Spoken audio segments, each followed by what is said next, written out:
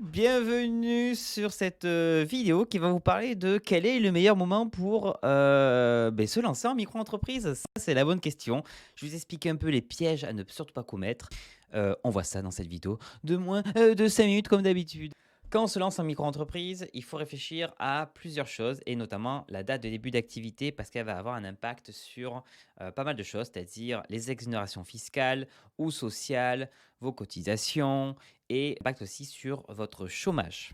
Alors, je vais vous expliquer un peu comment ça marche. Premièrement, concernant l'ACRE. L'ACRE, c'est une exonération partielle de vos cotisations sociales, de 50% de vos cotisations sociales. Et on le voit dans beaucoup d'articles, on parle de 1 an, mais en fait, c'est 4 trimestres civils. Pour bénéficier de l'ACRE, je vous le fais très rapide, il faut soit être indemnisé par Pôle emploi, être indemnisable sinon, ou alors percevoir le RSA, ou alors avoir moins de 30 ans, être non indemnisé, etc. Bref, il y a des conditions à respecter.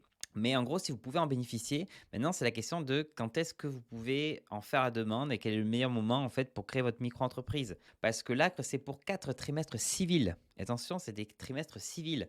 C'est-à-dire que là, par exemple, nous sommes le 9 septembre. Si je crée ma micro-entreprise le 9 septembre, j'ai droit à finir la fin du trimestre civil plus 3 trimestres civils. Ça veut dire que mon trimestre civil de cette année se termine à fin septembre et je redémarre un nouveau trimestre en octobre, novembre, décembre. Donc ça veut dire que j'aurai droit à l'ACRE que pendant un mois plus 3 trimestres civils. Alors que si j'avais démarré, j'avais annoncé ma date de début d'activité au 1er octobre, j'aurais eu bien 4 trimestres civils entiers d'exonération ACRE. Donc ça, c'est la première chose à vérifier. Si vous pouvez bénéficier de l'ACRE, démarrez votre activité en début de trimestre civil, c'est-à-dire janvier, voyez, mars, avril, juillet et octobre. Voilà.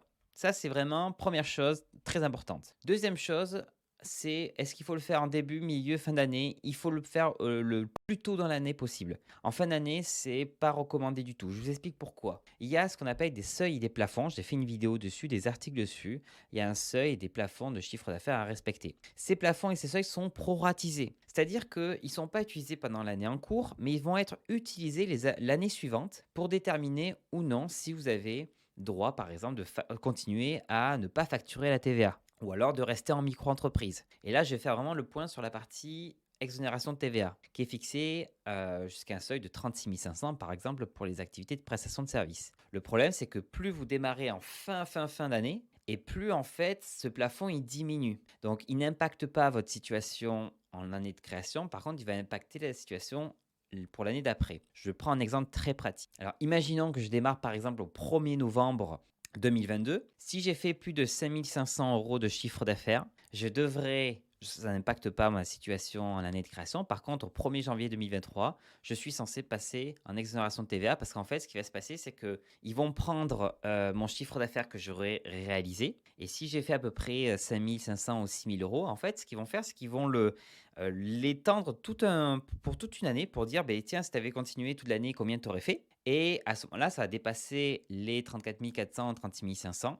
Et à ce moment-là, normalement, ils vont dire, si on vous avait laissé continuer, vous auriez dépassé le plafond. Donc, on vous fait sortir de la franchise en base au 1er janvier 2023. Donc ça, deuxième chose. Troisième chose, c'est concernant l'exonération de CFE. Il existe une exonération de CFE si vous faites un chiffre d'affaires de moins de 5 000 €. Mais c'est calculé sur l'année N-2. C'est-à-dire que si vous créez cette année, la CFE de l'année prochaine ou de l'année suivante seront calculées sur l'année de création. Parce que quand ils n'ont pas N-2, ils prennent N-1. Mais du coup, c'est pareil, ils vont aussi proratiser. Ça veut dire que si je démarre en milieu d'année et que je fais, par exemple, je ne sais pas moi, je fais 600 €, donc c'est un peu plus de la moitié de 5 000, je n'aurai pas l'exonération de CFE pour l'année suivante au prétexte d'avoir fait moins de 5 000 €. Parce qu'en fait, ce qu'ils vont faire, c'est qu'ils vont prendre les 2 600 € que j'aurais fait, ils vont les étendre sur un an en disant, tiens, si on avait étendu ça, vous auriez fait peut-être 6 000 €.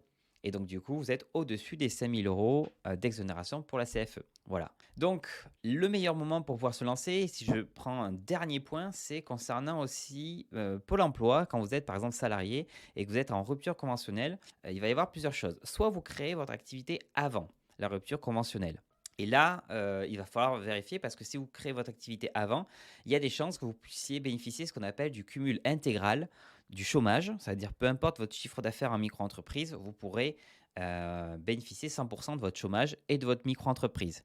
Alors que si vous créez votre micro-entreprise après la rupture du contrat, vous bénéficierez qu'une partie de votre chômage en fonction de ce que vous gagnez en micro-entreprise. Si vous souhaitez que je fasse un petit focus sur ce point-là, sur le cumul partiel intégral, je pourrais faire l'objet d'une vidéo. Dites-le moi en commentaire, j'en ferai l'objet d'une vidéo très précise. Mais du coup, si vous créez votre activité avant, il y a aussi des chances, si vous avez plus de 30 ans, vous avez peu de chances de bénéficier de l'ACRE qui fait partie des conditions pour pouvoir avoir l'exonération de cotisation sociale. Donc oui, vous créez avant la rupture et vous pouvez, dans certaines conditions, bénéficier de 100% de votre chômage, mais vous n'aurez pas l'exonération de cotisation sociale. Alors que si vous créez après, vous aurez certainement l'exonération de cotisation sociale parce que vous serez indemnisé par Pôle emploi, mais par contre, vous n'aurez pas le cumul intégral. Donc voilà les questions à se poser avant de vous lancer en micro-entreprise. Et surtout, une dernière chose très très importante, renseignez-vous sur la micro-entreprise, ne vous jetez pas sur les formalités parce que vous allez vous surprendre sur certaines formalités, des choses qu'on va vous apprendre dans 1 an, dans 2 ans, en disant mais si j'avais su, j'aurais pu économiser ci, économiser ça. Donc prenez le temps de vous renseigner sur des sites par exemple, je sais pas, moi, la micro by Flow, par exemple.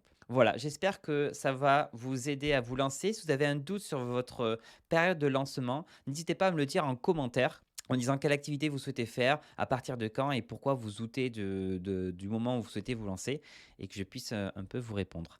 Voilà, je vous dis à très très bientôt sur une nouvelle vidéo. Et j'ai une petite anecdote pour ceux qui sont restés jusqu'au bout. J'ai quelqu'un qui a créé son activité le 30 décembre et une autre personne que j'avais vue un jour créer son activité le 1er janvier à 2 heures du matin. Je me dis, la personne, elle fait quoi? Elle fait son petit compte à rebours. 3, 2, 1 et bonne année! Et après, c'est bon, allez, qu'est-ce que je fais? Première résolution, je crée mon entreprise. La personne, elle a peut-être 3 grammes dans le sang, mais se dit, je vais créer une entreprise. Voilà, c'était la petite anecdote. Je vous dis à très bientôt.